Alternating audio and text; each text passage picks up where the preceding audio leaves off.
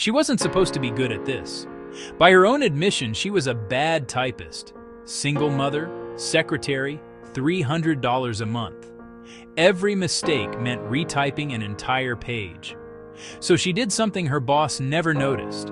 She opened her desk drawer, took out a tiny bottle of white paint, and painted over her mistakes. Within 5 years, that bottle was a multi-million-dollar company. Within 23, she sold it for $47.5 million. Her name was Bette Nesmith Graham. And this is the story of the secretary who quietly invented one of the most useful products in the history of the modern office. Bette Claire McMurray was born March 23, 1924, in Dallas, Texas. Her mother ran a knitting store and taught her to paint. Her father worked at an auto parts store. What she actually wanted was to be an artist. But at 17, she left school and married her childhood sweetheart, Warren Nesmith. When World War II began, Nesmith shipped out.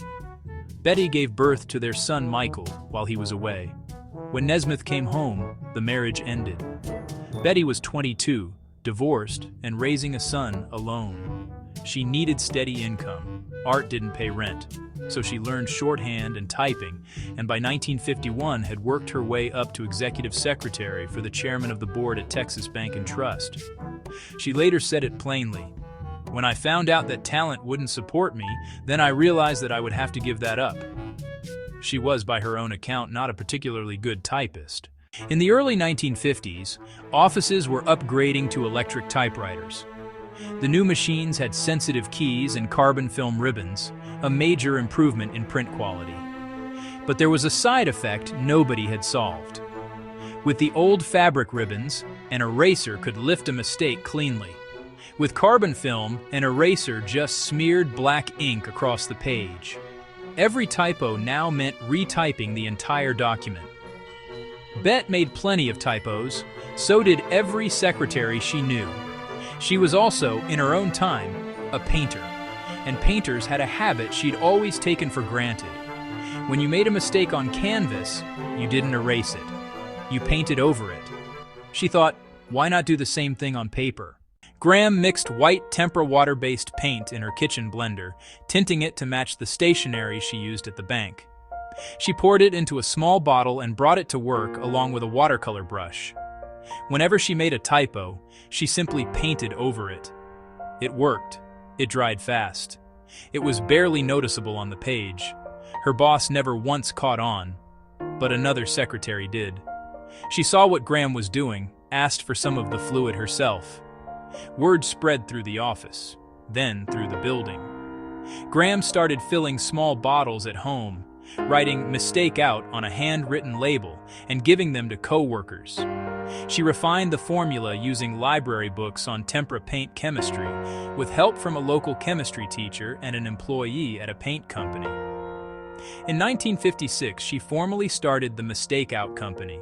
Her teenage son, Michael, and his friends filled bottles in the garage for $1 an hour, using ketchup bottles to pour the fluid into repurposed nail polish containers.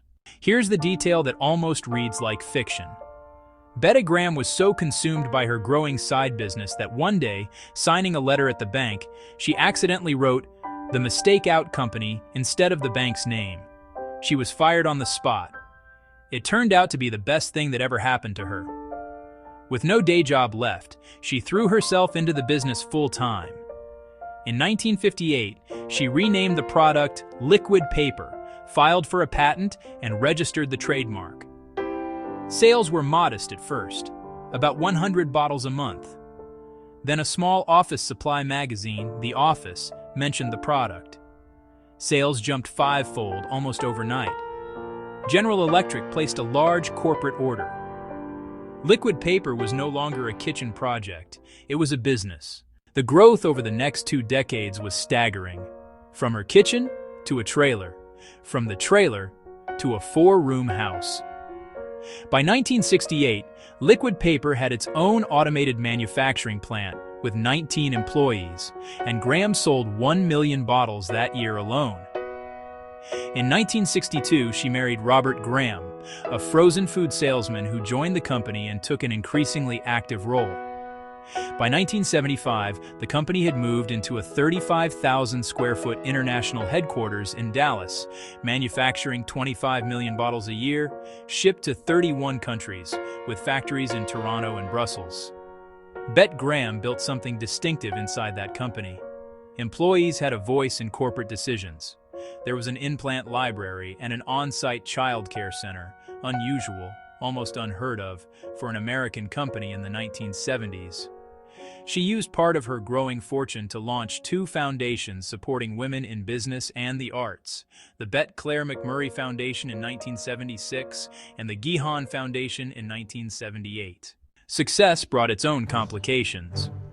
In 1975, Graham and her husband Robert divorced, acrimoniously.